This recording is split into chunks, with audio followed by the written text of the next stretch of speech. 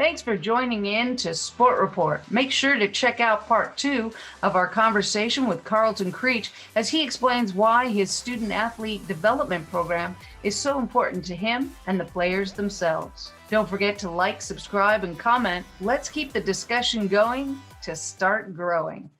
Switching gears to more coaching now a little bit too. Between, I don't know, at UNC, I don't know if you were on any hiring committees, but the observations that you had there, the hires and changes you had to make at Maine and at DU, hiring new coaches, can you speak about what are those qualities, characteristics you look for in, coaches, and what do you see work? Yeah, I would say in my career at Maine and so far here at Denver, I've never made a coaching change simply for wins and losses, right? For me, it's a lot about culture. It's a lot about the feel of the program, the direction of the program, where we think it's going. Can we do better? Should we do better? Things like that. And so my hiring philosophy here, we've hired 2 head coaches this year, Trey Carpenter with men's golf and Dosha Woods with women's basketball. We hired them via Zoom in the middle of the pandemic and ended up with great coaches, right? But most of my questions, we had a committee and there were questions about the coaching style and all those things. All of my questions were about culture. What's your leadership style? How do you treat your student athletes? How do you talk to them? What's your, toughness quotient versus your love quotient? How are you going to lead a group of young people and fit into a division that expects to be highly successful with multiple national championship programs? And how are you going to make that work? And so my line of questioning tends to be all about culture and leadership. If you make it to a finalist pool of a head coaching search, you're a good coach, right? You know how to call plays and you know how to run the offense or whatever it is. So at that point, it's all about fit, which is mainly my focus. And when I think about building a team, I am, and if you ask people, I'm a pretty good delegator and I'm a pretty good let you do your job person. And I believe in that. If everything has to come through me, and now at the end of the day, I understand I'm the ultimate decision maker when things get tough or there are big decisions to be made. But if everything has to flow through me, we have a tremendously inefficient organization. And so I want to empower everybody on our team to make decisions at the point of the decision and feel confident in that. Be okay making mistakes. And if you make a mistake, we'll talk about the mistake, figure out how to not make it again and move forward. But I don't want to lead by fear or lead by intimidation or feel like I have to make every decision. I feel like that's an extremely inefficient way to lead. And my style is more about empowerment. Specifically then, what does that look like on a daily basis for you? It starts with structure. And so when I got here, I changed up the structure. Ron Graham, who's an incredible guy, Ron was a student athlete here, coach here, administrator here, just love Ron.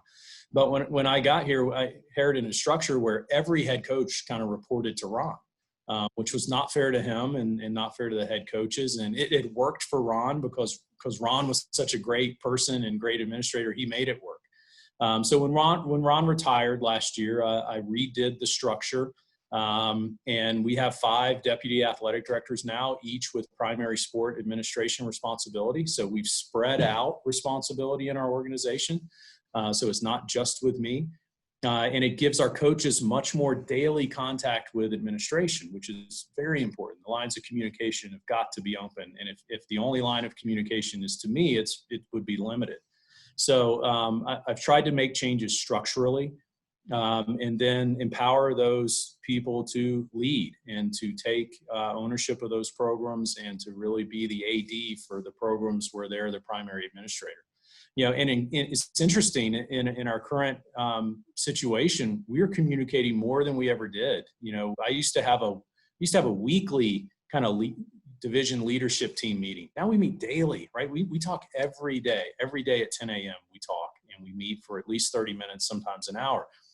I meet weekly with the head coaches. We used to meet monthly, right? And so even in this time of great challenges, I think our communication and our care for each other and our friendships and all those things have grown. They haven't shrunk. I think we've gotten better. It's like teaching online too, or using technology to enhance your things. And if you really want to try to find a way, you'll use the technology effectively to make it happen. Right. And it's interesting, once we are all able to come back together in the building together and have meetings again, I'm going to stick with the daily check-in. Even if we do it by Zoom, even if we're all in our offices, but we hop on here for 15 minutes every morning to say good morning, hello, how you doing, what's up, what do we need to know? I'm going to continue that practice, and that practice was discovered out of necessity during a challenge. I don't know about you, but I think it's been so much more efficient. Like there's not so much moving around to get to different meetings, and it's just we can get right to the point. And look, it's changed the nature of board meetings, right? People used to fly in from all over the country, and you had to reserve a hotel ballroom. Now we just get on Zoom and have a board meeting in an hour. It's efficient. Nice, isn't it? Nice. I think it's going to change. We talked about philanthropy. There's still going to be the need for that relationship building, those face-to-face interactions. But I think there's going to be a lot of, instead of me getting in a plane and flying to Chicago to see a prospect just to say I did it, it's probably just as beneficial to hop on Zoom for an hour and have a great conversation. Yeah, I was thinking about that kind of personal touch that you see with fundraising. Going out, visiting them at their home, or going out for a meal or a coffee or something like that. As opposed to like, let's chat on Zoom now. Right. Same thing with recruiting, right? We've been recruiting, NCAA has been in a recruiting dead period, right? Where you can't travel to recruit. You can't have official visits on your campus. Our coaches have been recruiting 100% virtually. Guess what? We're still signing kids to national letters of intent. Like, it's still working, right? And so we just realized a great new way to probably reach more young people, to have more conversations at little to no expense and little to no travel. You talk a lot about culture and building a positive culture. And I know you have your own culture for within the coaches. How do you guys put that all together? Yeah, there do. There've been a lot of great, development opportunities that have come up online. We used to have conventions, right? There would be a coaches convention here, an AD's convention there, right? And a lot of that has just gone into kind of virtual workshops, virtual information sharing, and it's really been actually very interesting and very a good method to do it. I think every coach, like all of us, they're individuals. Like, some are more tuned into their specific authors they like or information they like to gather. My goal in the division is to just provide a baseline education level, right? Okay, here are the baseline things we're all going to know, we're all going to understand, and we're all going to use. And then each coach still has the flexibility to build on those things with their own team. Every team has a unique personality. Every student athlete has a personality, and the coach has to figure out what's going to work best every year. And now with every individual to motivate those people. And so, my goal is to have that baseline level of leadership education and development, and then give our coaches the freedom to build upon it. One of the things I've noticed over the years too, that seems to be, I think, a lacking in all levels of sports, really all levels, is internal human resource or coach education. And that you've got the finances side, and then you got the operations side, but you really don't have somebody enhancing. It's left to the coach. You turn the keys over to the coach and let them decide whatever the hell they want to do, they get to do. Right. I'd say it's the old school way of doing it, to use a term, and there's a new school way to doing it that's not that, right? And we've got to, coaches, much more than ever. We're seeing it on a national scale right now with a prominent men's basketball coach. I won't mention the coach of the program, that's under a lot of scrutiny right now for coaching style, right? And how he has been, reported to treat players and treat individuals in the athletic department. That just doesn't work anymore, right? It might work temporarily, but it's not a way to build a career or to build any kind of culture on a team that's going to lead to sustained success. I believe in what we're doing from a positive education and development standpoint. I believe in it ethically. I think it's the right thing to do, the right way to treat people, the right way to act. I also believe in it as a very clear business decision, right? If we want to win and we want to have success and we want to promote the brand of the University of Denver in a way that we're all going to be proud of, it's a business decision to do that in a positive way. And it only takes one episode of some bad actor activity to ruin that for everybody. And we've seen a lot of schools go through that. So you're saying Bobby Knight might not be a great fit for you? Yeah, I mean, Coach Knight was kind of the first one of those old school coaches where it became public, right? And somebody said, I'm not good with this anymore. And that was the first one. There have been several high profile ones since. It seems to me that a program would all want to be on the same page, just like all the coaches, all the football coaches on a team work together. I would think in a university in particular, the coaches would want to have similar baseline cultures throughout. Yeah, I really think they do. And the challenge you get is each of our sports is so different. You take a sport like golf that is mainly an individual endeavor alone on a golf course for 5 hours with 2 other people from another school. It's not a team environment. And then, so I think every sport is different, and sometimes the techniques need to be adjusted a little bit to provide the best education and best motivation. But the core values of positivity, respect, but also discipline and accountability, but from a place of caring and love, and where the student athlete, I think students are craving that now, not just athletes, but all young people, I think, are craving to know that you care about them. And if they know you care about them, they will accept accountability and discipline and all those things that you have to win, right? Positive leadership doesn't replace discipline and accountability. It enhances it, in my mind. And it only makes it only gives you a better opportunity to be successful. I'm smiling a little bit because I recently submitted a paper talking about caring as a new way of exerting and exercising power and control too. Mm-hmm. Yeah, used the wrong way, that can be manipulative. Yeah, and I think there probably are examples of people using it that way. But I also think it is powerful used the right way, and you can actually build real relationships and motivate people to exceed their own expectations. If you, under the name of care or positivity or happiness or education, you can use a lot of different buzzwords to kind of be like, I'm doing this for your own good. Now do what I tell you to do. Well, and the other thing we're seeing, I think in this generation, next generations, is they also have the need and the desire to be included in decision making, right? There's no longer this blanket acceptance of the professor told me to do this, the coach told me to do this, I guess I'm going to do it, right? When I was being coached, you just did what the coach said, you didn't question. Now it's much more explaining buy-in. Why are we doing this? How is it going to help us win? How is it going to help me? Like there's a lot more teaching than there ever has been in coaching. Speaking of athletes and tough decisions that you've had to make too, right?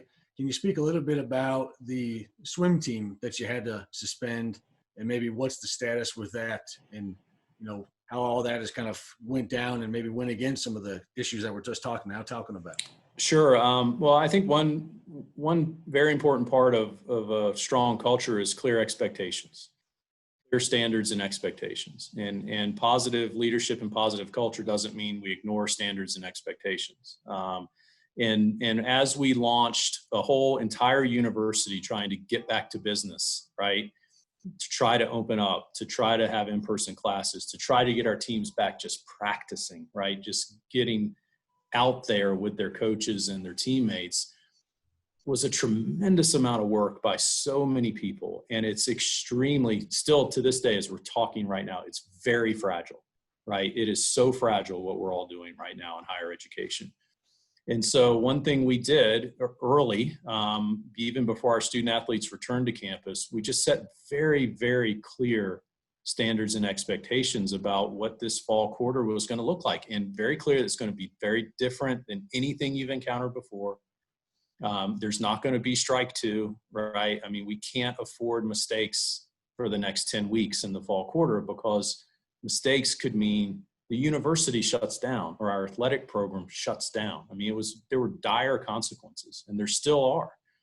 And so, we're in the middle of the conduct process with the university. So I'm going to just be a little bit careful about what I say. But, I think when we encounter any student athletes, and not just that particular group, but any student athletes that don't live up to the very clear, repeated standards and expectations that we've communicated, we're going to take action on that. It is impressive. I've been at DU now myself for 6 years, and the athletic department, right? And I know about things that happen. You can read about other universities. DU and DU administration right now, especially with the pandemic going on, is not without problems, but they're without epic catastrophes and serious, consistent violations. You don't see those types of things. Right. And look, we're all human. We're not robots, right? I make mistakes all the time. I just hope I make the kind of mistakes that I can recover from and learn from, and don't make the same mistake over and over again. So we're all human. Mistakes are going to happen. We're human. But it can't be consistent. It can't be the same mistakes over and over again. And you've got to take corrective action when you need to. John Gordon, one of my favorite authors and leadership gurus, his book The Energy Bus, he talks about all the ways you get people on the bus, right? But at the end of the day, sometimes some people just don't want to be on your bus, right? And it's best that they're not on the bus with you. And those are for me, the very sad times. I don't enjoy that at all. But I think it's a reality of trying to build a great culture and a great organization. Do you want to speak a little bit about, can you think about it? Those are always the ones that that linger and weigh on you sometimes heavily too.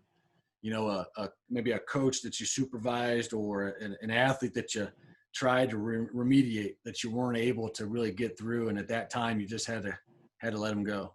Yeah. To me, it's the hardest part of what I do. I've had to do it. I'm sure I'll have to do it again, but I don't enjoy it at all. It's heart-wrenching. The ones that hurt the most for me is when it's student athlete discipline, and the reason it hurts me is maybe I'm more aware of the incredible opportunity that student is choosing to give up by their actions. And that's just so devastating to me, and maybe it's my own, I wasn't a kid that had an opportunity to get a college scholarship and play sports and continue my career.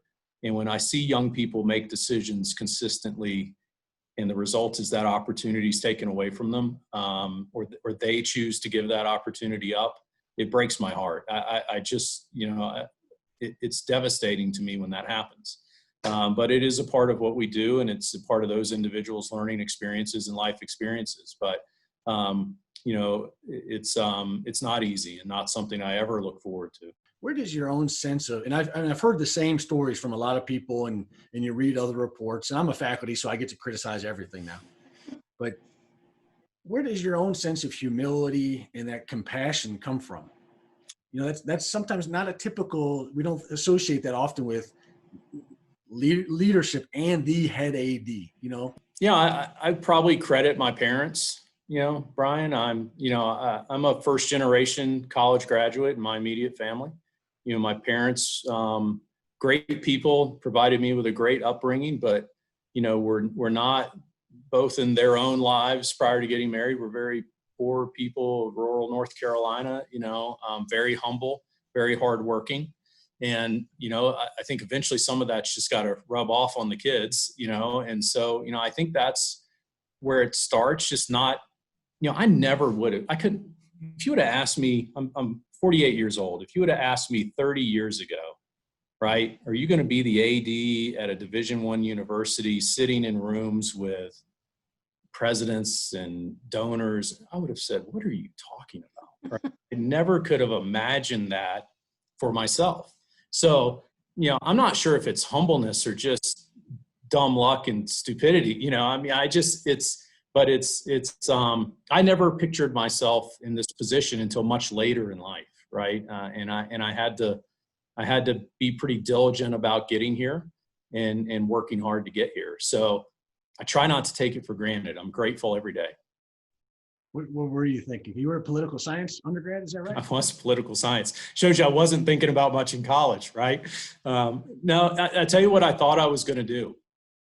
I thought I was going to be a country club golf pro. That's what I thought I was going to do. And a good way to make a living, actually, I have know a lot of good people and good friends that do that for a living, and they have great lives and quality of lives. And that was kind of the path I was was on. And I actually had a job lined up when I graduated from college. And fate or whatever it is, the job offer fell through. And that's when I took the internship in the ticket office at North Carolina in the athletic department. So I'd gotten that job as a assistant golf professional. Yeah. I wouldn't be sitting here. Well, I know DU is very happy that you were taking tickets at that point. Me too. It's been a great ride. Loving the connection between political science major and then becoming a golf pro. It's so interesting. I was a pretty good student in high school, and I had a science teacher who said, you ought to really think about engineering. Now, keep in mind, my parents didn't go to college. I didn't know really much anything about college. I grew up in a college town. I knew you went to the football games on Saturdays, right? I mean, that was kind of my connection. And so I went to North Carolina State University in the engineering program, and thinking, oh, well, I should be an engineer. And I'm in second semester freshman year. I'm in a basement computer lab doing like programming, writing. And I'm like, what am I doing here, right? This is not what I want to do. So I conveniently transitioned over to political science and graduated, and then started the career in athletics. Do you find that any of that, because you did a master's degree in management too? Yeah. Did that later in life. I ended up doing that online, similar to the program you offer. And it was really beneficial for me. I actually learned a lot. I was in a position in life where I was doing it because I wanted to do it. And I, that level of mental application and desire to learn was much greater at the time I did it. So it worked for me. The online, probably wouldn't work for everybody, but it certainly worked for me. And I think I benefited a lot from it. Before we kind of wrap things up, we'd love to have everyone give us their favorite coach story. You have a favorite, good or bad, but just one that's very memorable for you. Well, I'll tell you mine first, and it's from high school. My high school football coach, a guy named Bill Hodgen, was doing all this positive coaching stuff before I think anybody knew what it was. And I probably didn't know what I was experiencing when I was being coached by him. But every day during football season, we would leave class, we'd walk outside, and we'd enter into the locker room at the door to get changed and go to practice. Every day, every single day, he stood by the door of the locker room, called each one of us by our names in a upbeat, positive tone. Welcome to practice. Karlton's going to be a great day. He had nicknames for us. Karlton Creech, KC. He called me KC in the Sunshine Band. And say, KC, the sun's shining today. Let's go. And so at the time, I didn't know what I was experiencing. Looking back, I know what he was doing, right? Yeah. He was finding a way to know us as individuals, recognize us as individuals, and motivate us as individuals every single day. I love that. I love it. I'm just wondering if next meeting or next Zoom, I can be like, there's Casey in the Sunshine Band. Right you there. Feel free to. I'll respond to it. But that's a really important point, though. You had a great coach, but at the time, though, and you still remember that, though, with fondness. It's not like you had to reflect and be like, wow, that was awful. Right. It sounds like a great experience. It's something that was reaffirming, and you stayed with it. You didn't quit, did you? No. Yeah. And my senior year, we won more games than we had won in 30 years, right? And we had success, too. Yeah. Makes a difference. Yeah. For sure. Well, thank you so much for coming on and sharing your story. And we hope you'll come back as hopefully someday we'll come out of the pandemic and we can talk about how things change that way. Well, thanks so much. It's been great talking to both of you, and I'll come back anytime. Look forward to it. Thank you. Thanks for joining us as we put the spotlight on sport administration with Karlton Creech. Make sure to like, subscribe, and comment, and don't forget to check out the show notes below for references made during the episode. Tune in to Sport Report next week as the discussion turns to winning at all costs. See you next time.